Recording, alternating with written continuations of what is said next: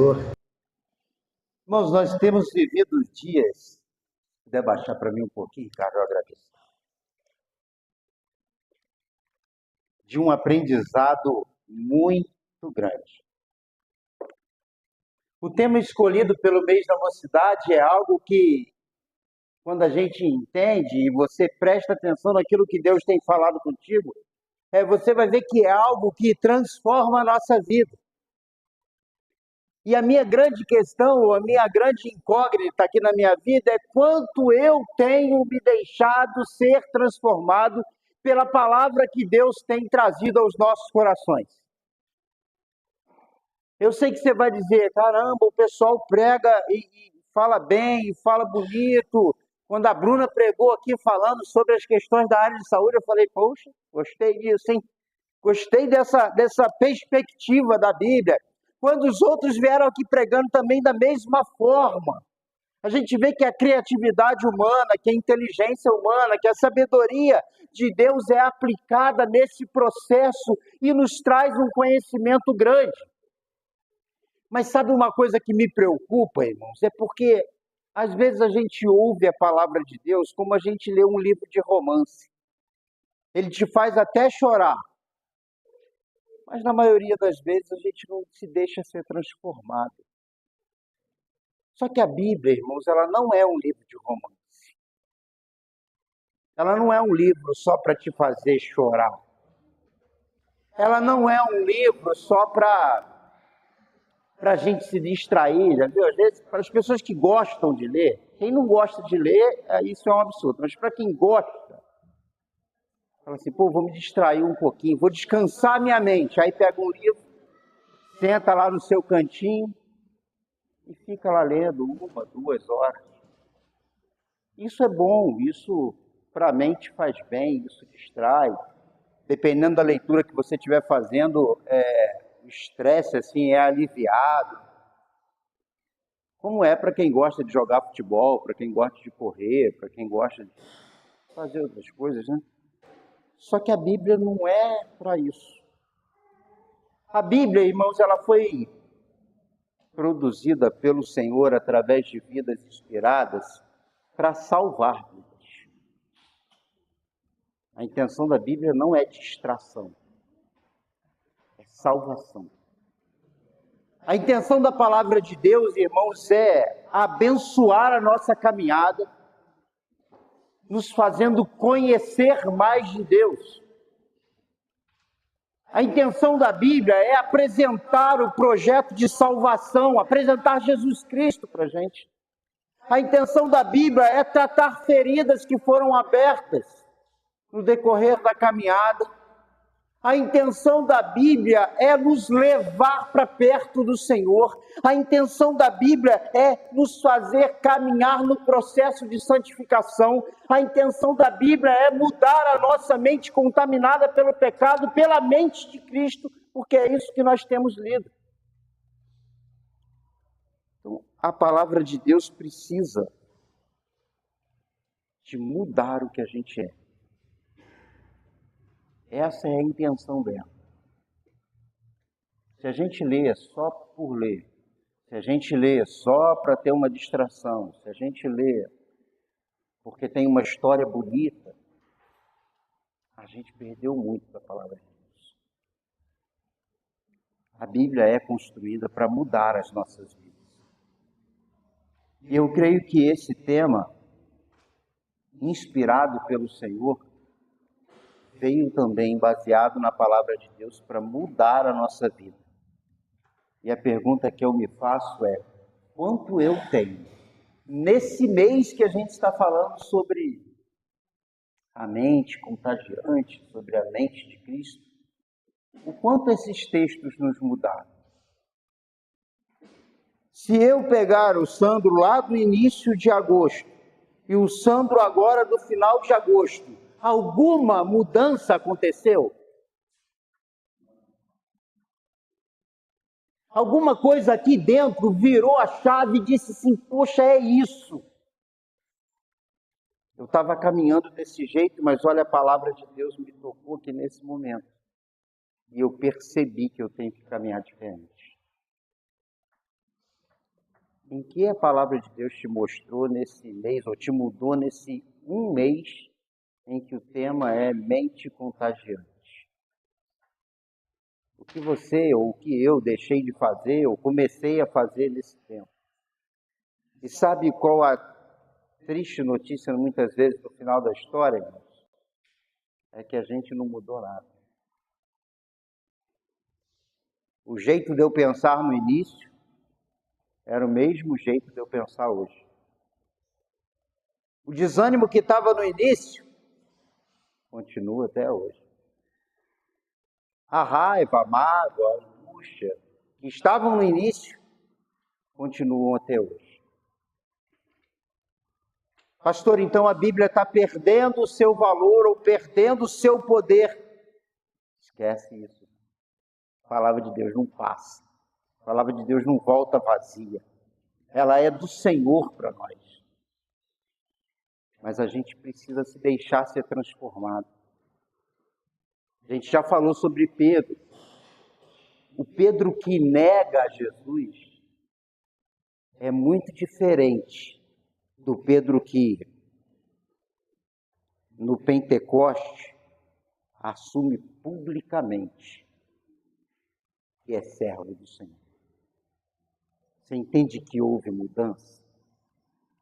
O Paulo de antes de Jesus é muito diferente do Paulo de depois de Jesus. E você vai perceber na caminhada dele que o crescimento e a mudança é constante. E aí eu me pergunto novamente, o quanto a palavra de Deus tem mudado a minha vida. Nós aprendemos, irmãos, e falamos sobre muitas coisas nesse mês.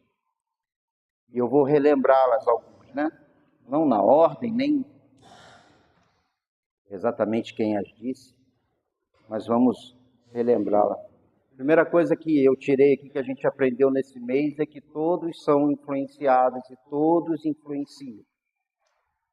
Não tem ninguém que caminhe pela terra que não influencie de alguma forma. Aí você vai dizer para mim, não, pastor, aquele bebezinho pequenininho que está lá no colo da Jandiara não influencia ninguém.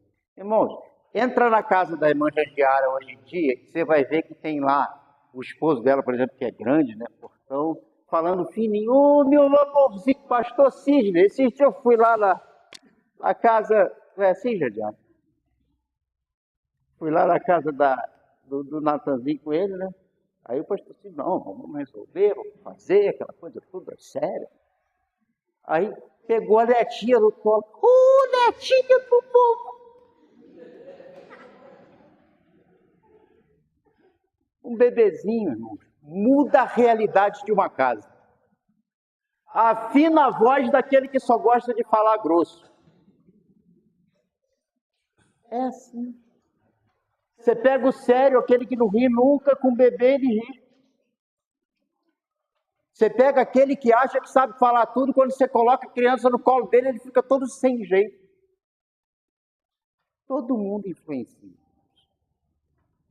Todo mundo influencia. Isso é uma das coisas que a gente ouviu nesse mês. E outra coisa que a gente aprendeu que vem junto com isso é que o contágio é uma realidade. Do mesmo jeito que a influência está aqui, junto com isso, e é lógico que no mesmo sentido, vem essa ideia do contágio. O contágio não é uma possibilidade, é uma realidade. Agora eu preciso entender uma coisa, eu só contagio com aquilo que eu fui contagiado. Se eu não fui contagiado ainda pela mente de Cristo, não é a mente de Cristo que eu vou contagiar. Não, pastor, mas isso não é bem assim. Irmãos, preste atenção.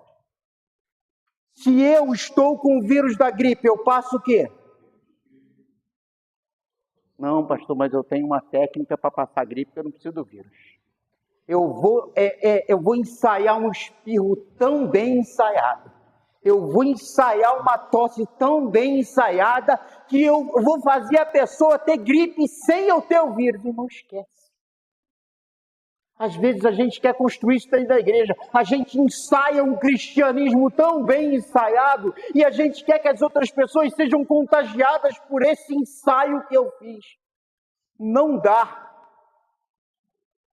Eu só contagio com aquilo que eu sou contagiado. Se eu não me deixar ser tocado, transformado e alcançado pela palavra do Senhor, a mente de Cristo não vai fazer parte da minha vida e eu não vou levar outras pessoas para perto do Senhor.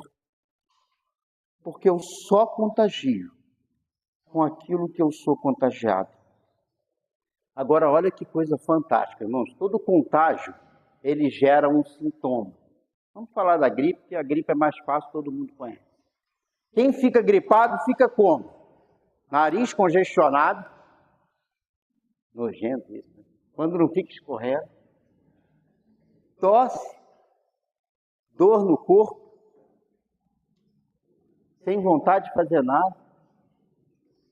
Mais o quê? Febre às vezes. Temperatura sobe. Olha só que coisa interessante. Dependendo do que eu estou contagiado, eu vou gerar um sintoma, eu vou gerar um sinal. Isso eu também aprendi durante esse mês. Se eu estou, por exemplo, com uma infecção urinária, eu vou espirrar? Não, infecção urinária você vai ter lá ardência com urina, você pode ter a febre. Se eu tenho uma infecção na minha perna, uma ferida, e essa ferida está com secreção, eu já sei que aquilo ali é sinal de bactéria. Se é uma secreção, coisa nojenta, mas é bom, cuidar é bom. Uma secreção esverdeada, o cuidador já vai dizer, isso é pseudomonas. É o sinal que ela mostra. A gente mostra, irmãos, os sinais e os sintomas daquilo que nós estamos contagiados. Então, se eu estou desanimado, qual é o sintoma que eu vou gerar? Desânimo. O que eu vou passar para outra pessoa? Desânimo. Se eu estou com raiva, qual é o sintoma que eu vou gerar? Da raiva. O que eu vou passar? Não, pastor, eu vou me segurar, mas eu vou passar paz. Não dá. Esse teatro de quem guarda tudo dentro do coração e quer passar uma coisa, não dá. Ou ele vai passar o que não deve daqui a pouco, ou ele não aguenta. Nós temos, eu não lembro o nome dele agora, mas um comediante muito famoso. Irmãos, eu não vi um filme dele que eu não risse bastante. Até o dia que ele se matou. Às vezes a gente fica guardando isso, fica querendo criar uma capa para que as pessoas olhem para a gente e entendam que a gente está bem, que a gente está em paz, que a gente está tranquilo, que, olha, está tudo bem, nós estamos caminhando na presença do Senhor até o momento, ou que você passa a realidade daquilo que você está sentindo, ou que você não aguenta mais e explode. Por quê? Porque a gente só consegue ter sinais e sintomas daquilo que a gente foi contagiado. A infecção urinária não vai te fazer espirrar, mas o vírus da gripe vai. E é lógico, irmãos, que isso não tem nada a ver com vírus ou com gripe, isso tem a ver com a palavra do Senhor. Quando eu olho para a minha vida e você para a sua hoje, quais são os sinais e sintomas que a gente observa? Você está mais animado ou não? Você está mais envolvido ou não? Porque isso vai dizer o que está me contagiando. Isso vai mostrar isso. Agora, olha outra coisa interessante que a gente também aprendeu nesse mês. Todos esses sinais e sintomas, eles têm um motivo. Pastor, por que eu tenho febre quando eu estou com gripe? Por que eu espirro? Por que eu vou tossir? Por que eu estou com dor no corpo? É simples, irmãos. Entrou um agente agressor, entrou um vírus no seu corpo e agora o seu corpo está lutando contra o vírus. Então, quando você olha para a febre, você diz, nossa, eu não queria estar com febre. A febre é um sinal de que o seu corpo está lutando contra o vírus que lá está. E aí o que nos preocupa, por exemplo, dentro da área que eu trabalho, é, por exemplo, o idoso. O idoso tem uma resposta imunológica mais lenta. Quando o idoso chega a fazer febre, é porque a infecção já está ali há um tempo. E o corpo ainda não responde.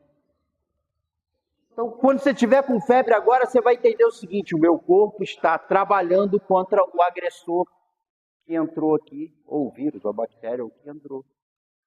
E o que isso tem a ver com a nossa vida diária, irmãos? Quando a mente de Cristo começa a entrar em nós, quando a gente começa a entender os processos do Senhor na nossa vida, quando a gente começa a caminhar de acordo com a vontade dEle, automaticamente o nosso corpo, que está contaminado pela natureza de pecado, vai começar a lutar contra a mente de Cristo que está entrando em nós. E os conflitos começam a existir, porque eu tenho uma natureza de pecado que está em mim, que faz parte de mim, e que não quer que a natureza de Cristo se envolva comigo e me transforme. E essa luta vai acontecendo a todo momento, durante todo o processo, e você vê que vem aquela angústia, que vem aquela tristeza, às vezes, que vem aquele incômodo, aquele desânimo, e aí a gente pergunta, o que é isso? É o meu corpo, é a minha natureza de pecado, lutando contra a mente de Cristo, que está querendo tomar conta da minha vida e me santificar, e me aproximar do Senhor. E às vezes a gente não se dá conta disso. Pastor, eu não aguento mais, eu quero parar. Isso é sintoma de que a natureza de pecado está ganhando. Quem você conhece na Bíblia que está caminhando de acordo com a vontade do Senhor e que o Senhor diz, para, não continua? Ninguém. Elias está lá, trabalhando, fazendo, o fogo desceu, animado, vamos lá, vamos fazer, vamos ver os milagres acontecerem. Elias para debaixo da árvore, começa a chorar, desanimar, a se abater, que pede a morte. O que o Senhor faz? Olha para ele, nossa, coitadinho, fica aí, morre mesmo. Você não vê o Senhor, e o Senhor vai chegar lá para ele, vai alimentá-lo, vai pôr de pé e vai mandar ele andar, porque o Senhor gera movimento na gente. A natureza de pecado nos desanima. A natureza de pecado nos abate. A natureza de pecado nos entristece. A natureza de pecado nos afasta da presença do Senhor. E quantas vezes a gente deixa essa natureza ganhar?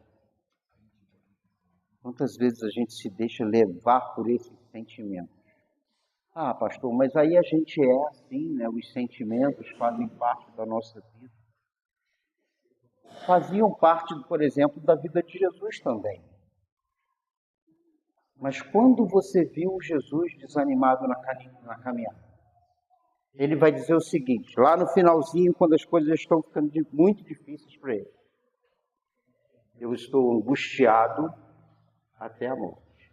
Algumas versões vão dizer, eu estou triste até a morte. O sentimento que Jesus estava era de tristeza e de angústia. Tanto que ele vai dizer para o pai, pai, se possível, passa de mim esse cálice. Mas olha como Jesus é fantástico.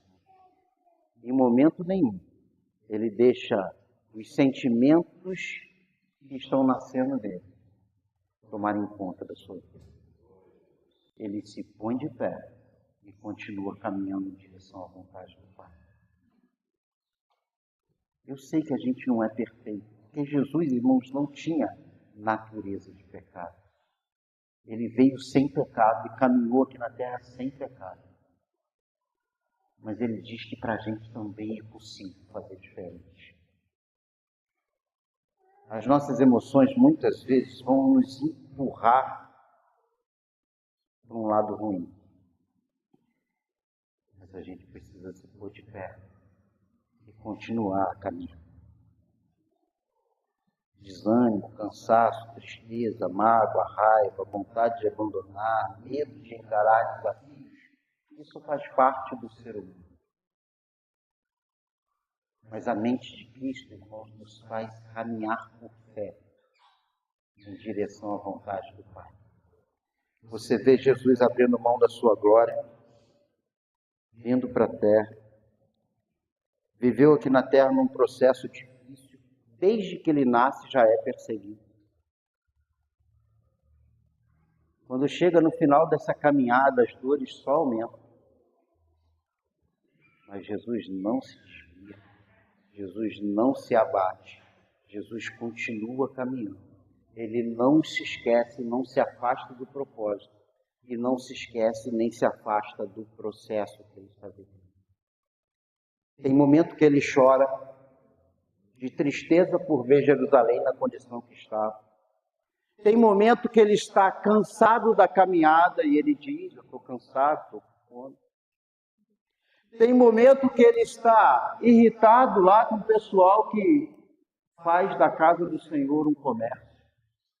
Tem momento que ele está entristecido e angustiado porque a dor seria grande, já era e continuaria sendo, iria aumentar, o sofrimento seria para ele muito grande. Ele sabia disso.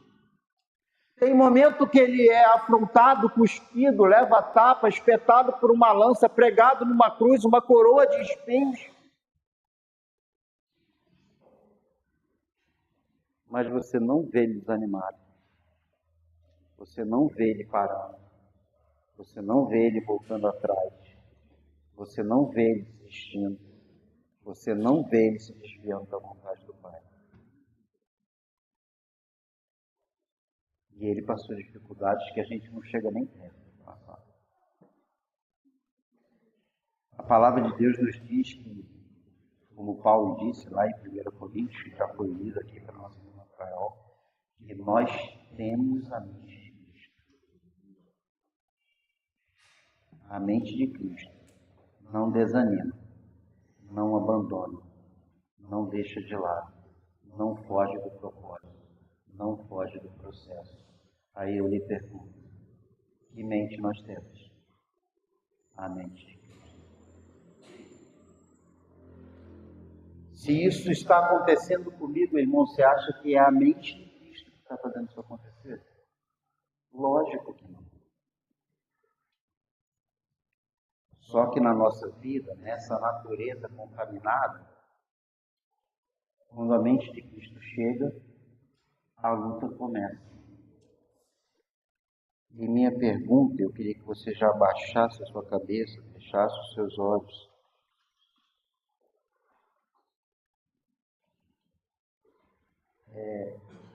Para nós refletirmos. Nessa luta,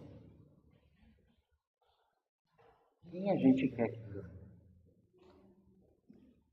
Na luta do vírus contra o nosso corpo, a gente quer que o corpo ganhe, que o vírus seja morto, que a gente melhore. Nessa luta entre a mente de Cristo que está sendo trazida por nós através da ação do Espírito Santo, através da salvação em Jesus Cristo, e da nossa natureza de pecado, nessa luta que é fato, que existe, que nos alcança, quem a gente quer que ganhe? Eu sei que você está respondendo aí, não, pastor, é Jesus. Quero que a mente de Cristo ganhe. E eu concordo com você. Mas e na prática? Quem tem ganhado? No dia a dia, você acha que de acordo, eu olhando para mim, você olhando aí para você, com as minhas atitudes, quem tem ganho essa batalha? Quando eu me afasto, quem ganha é a carne. Quando eu me deixo levar pelo desânimo, quem ganha é a carne. Quando eu deixo a mágoa, a raiva tomar conta da minha vida, quem ganha é a carne. Agora, quando eu me ponho de pé, debaixo do propósito que Deus colocou na minha vida, e dia após dia eu me coloco no processo que Deus tem me dado, a mente de Cristo se manifesta. O milagre acontece. Nós somos transformados e transformamos para a glória do Senhor. Minha intenção nesta manhã era refletirmos sobre algumas coisas que aprendemos nessa caminhada durante esse mês. E nos colocarmos diante do Senhor como alguém que se deixa ser mudado. Que a palavra de Cristo transforme a minha e a sua vida de tal forma, como Paulo disse, não vivo mais eu, mas Cristo vive em mim. Isso é um processo que a gente precisa viver.